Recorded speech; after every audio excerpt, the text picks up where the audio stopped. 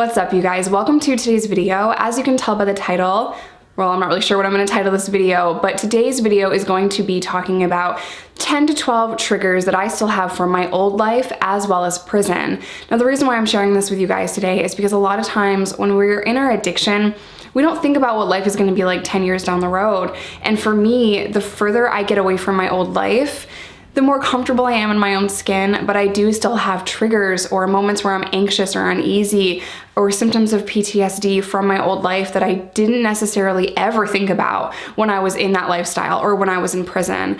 I didn't have the verbiage in recovery to know what was unhealthy boundary or to know when I was feeling uneasy. I didn't know how to recognize my depression as being a major trigger for me, and I didn't understand that small things would cause residual effects in my sobriety. So without further ado, let's go ahead and get started.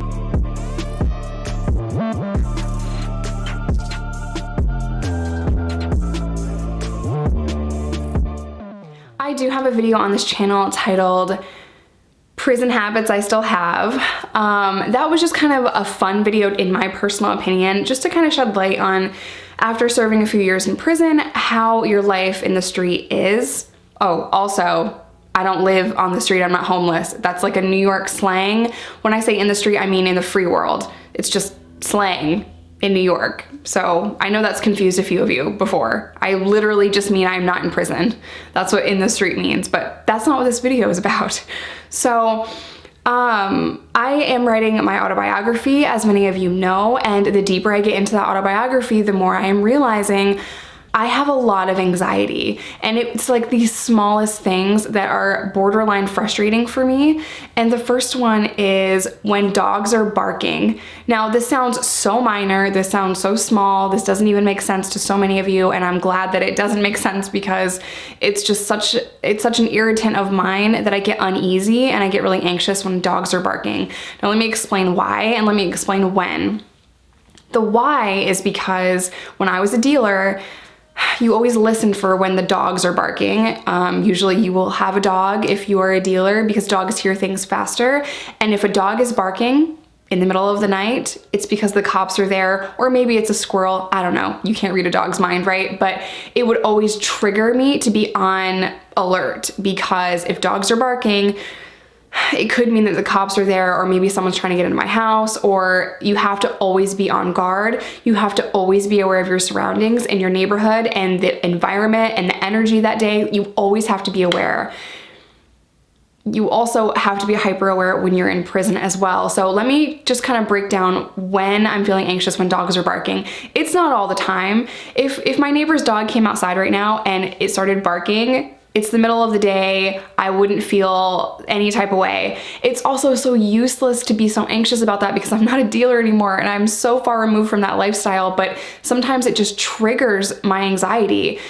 So this happened a few nights ago, and it wasn't just one dog barking, it was multiple dogs, and it was around 9:30, 10 o'clock at night, and multiple dogs were barking. They were probably just barking at each other, but it just triggered me, and I was just like on edge when they were barking, and I had to tell myself, you're okay. There's nothing to be nervous about. The cops are not gonna break in your door, and if they do, the only thing they're gonna do is freak out your kids, and you're gonna be mad. Like, you can't go to jail, you don't have anything, there's no parolee sleeping on your couch, you're okay. There's no reason for cops to bust in your door. So I have to reassure myself in those moments when I'm feeling really uneasy. Now, a prison habit that I still have to this day is, again, this is very small, but I shower at night. Now, that was just a routine that I had always gotten into in jail and then in prison, and it was actually something that Reese pointed out to me. And then I did a vlog on the second channel, you know, just kind of going throughout my morning routine, and you guys were like, no shower? No, I shower at night, and that's always been a habit that I learned and I picked up in jail.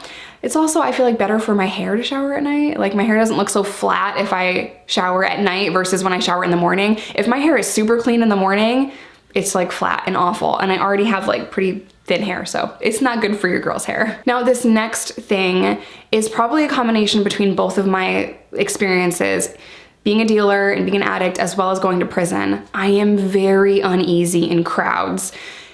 Not as much as Reese. So Reese has severe PTSD Reese is my boyfriend, for those of you that do not know. He is a Army veteran. He was one of the first people on the ground in Iraq, and he has severe PTSD. So mine is not as serious as his, and it only happens in certain scenarios. For example, if we're in a crowd setting and people keep running into me, I don't know why this happens all the time, but maybe I'm small, so maybe that's why it happens. If the crowd is really big, like we're at a concert or, oh my God, the aquarium downtown Chicago, periodically that is very, very, very full. And some of the exhibits, it's kind of small to walk through there. So the last time that I experienced this was when I took the kids to the aquarium and people were just bumping into me like crazy, like just not seeing me there, you know what I mean? And that was driving me so crazy. I don't know if it was the combination of the crowd or being touched constantly that just triggered me, and I just felt so uneasy and I felt so anxious, and I started to get really, really hot, and I was not able to like even enjoy being in the aquarium. And I also pick up on what Reese is going through. So I was seeing Reese feel on edge and feel really uneasy, and that just escalated my own anxiousness, my own anxiety. Another thing that I really am bothered by, it's frustrating for me. Like, I'm really frustrated with myself that I get so uneasy in certain situations, but it is my hope that maybe if I share these things with you guys, some of you will resonate with what I'm saying, and some of you will feel a little bit more comfortable in your everyday life and your settings out in the street. When I am in Target or I am in Walmart and I hear the radios, and I hear them talking on the radios, or I hear keys jingling, that sends me straight back to prison. I don't like it. I get on edge, and that is so frustrating for me, because you're in Target, girl, live your life, pop them tags. Like, I'm a big basic white bitch, but I like Target, and I want to get my coffee, and I want to walk around Target and spend money that I don't have on shit I don't need. That's what Target is for. And when I hear the radios and I hear the keys, it just takes me back to a really dark place, and I don't like it. Not all the time. There are times when I can relax and I'm not really bothered by certain things, but there are moments where it just hits me out of nowhere, and that is so frustrating for me. I can't control it. There's nothing I can do to make it better other than to just breathe and reassure myself, you're not in prison, you're in Target, you're okay, everything's okay. So yeah, that's another one that's pretty serious for me in my everyday life. Something that is really cool that I wish I could enjoy more was when you guys come up to me in public and you say hello to me. Now, I've had a few people that are just like, Jessica, oh, hey girl. And it's a very calm thing, but I have had a couple of people run up on me. Now that, like, I know you're excited to see me, and I'm excited to see you, but don't run up on me, please, because I might punch you on accident. No, but I'm immediately like, whoa, what? When people run up on me. Another thing that I have to make sure I tell my family not to do not tell a restaurant if it is my birthday, because they will swarm in on me, and it's unexpected and it triggers me. So if someone is running up on me really quickly, or I'm surrounded for whatever reason, it's a happy thing because it's your birthday, right? Or maybe a subscriber is running up to say hi to me. But for me, it triggers me. Am I getting jumped? It like, my brain just automatically goes into defensive mode, and I'm just like, whoa, you know, immediately shocked. And I remember my childhood friend, Janet, she would always try to give me a hug. And I know y'all know I'm not a hugger. I'm an introvert. I'm a toxic introvert. People always think YouTubers are extroverts because we make videos, but I'm alone in my house. Anyway, my friend would always try to give me hugs, and she would always just like, you know what I mean? It would be like a spontaneous, like, kind of a thing. And for whatever reason, my body just reacts like this. That's just how my body reacts to a hug. And that is crazy. Like, I wish I was more comfortable giving my friends a hug and being that person, but that's just not who I am. I'm a cactus, and I can't even help it. Another thing that I absolutely used to love and find comfort in my old life, I absolutely detest now. And that is very loud music. Now, I love music, but at a reasonable volume. I don't know if it's because I'm 30. I don't know if it's because the loud music just makes me on edge, or if it's because if the music is really loud, I can't hear my surroundings. I have to always be listening to my surroundings, and I am free. I'm off parole. I'm not in that life anymore, but I need to know. I need to know what's going on around me.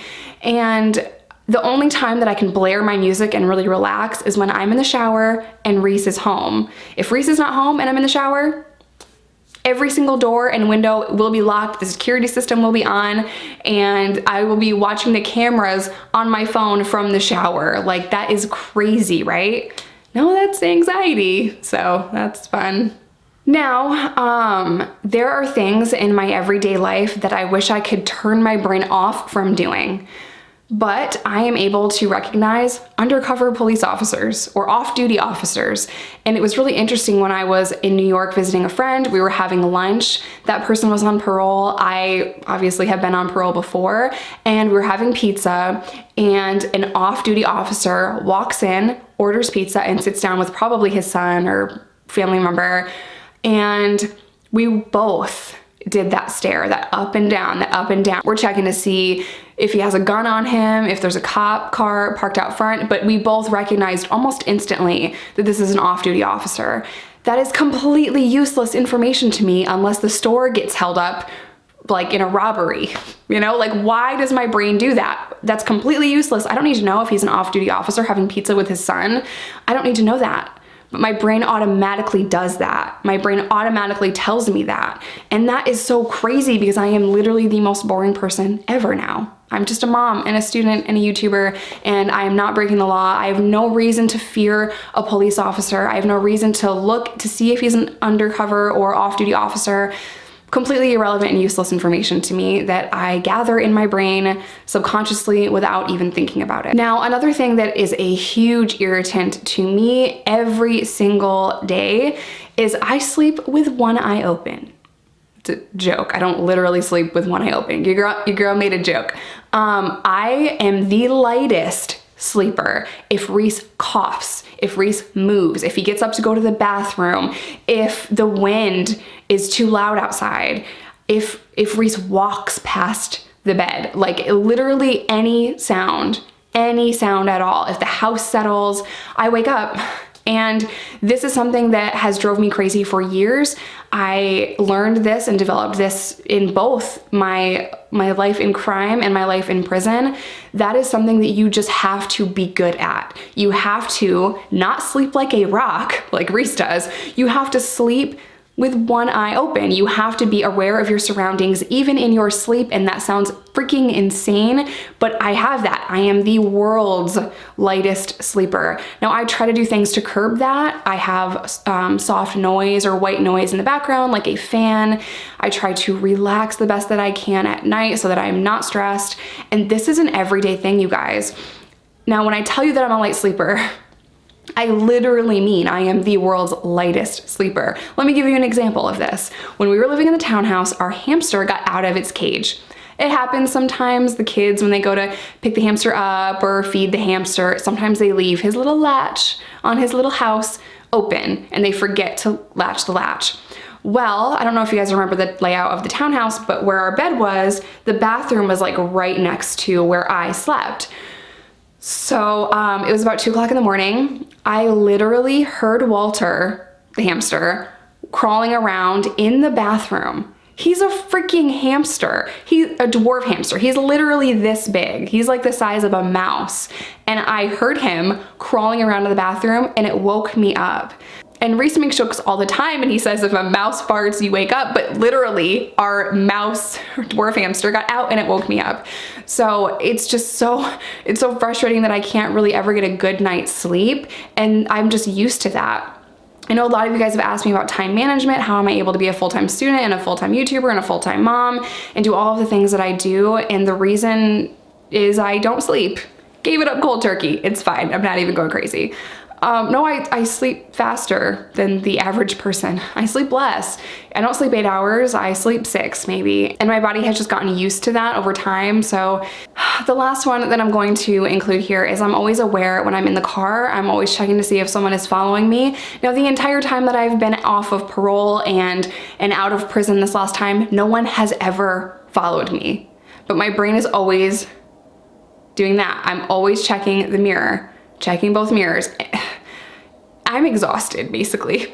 My brain wears me out sometimes, but I wanted to share one more symptom of my anxiety before we go today. This is something that I have never talked about, not even with Reese. I haven't talked about this with my family. I've only talked about this in therapy, but I have another symptom of my anxiety, and that is that I pick. And I want to stop doing this, but anytime I'm really anxious, I will pick at my lip. So my lips are always chapped. And I know you guys can't tell because I've painted them with lipstick, but I do it almost every day, and I hate that I do that. Reese picks at his nails. He does that a lot. And for some reason, when we're around someone constantly, we pick up their traits. So I have started to do that, and that is literally so annoying. So it's only when I'm anxious or nervous. A lot of you guys have noticed that I play with my hair and I touch my hair a lot. That is because sometimes when I'm talking about sensitive topics, I'm nervous to share that with the world. So that's just another trait of my anxiety.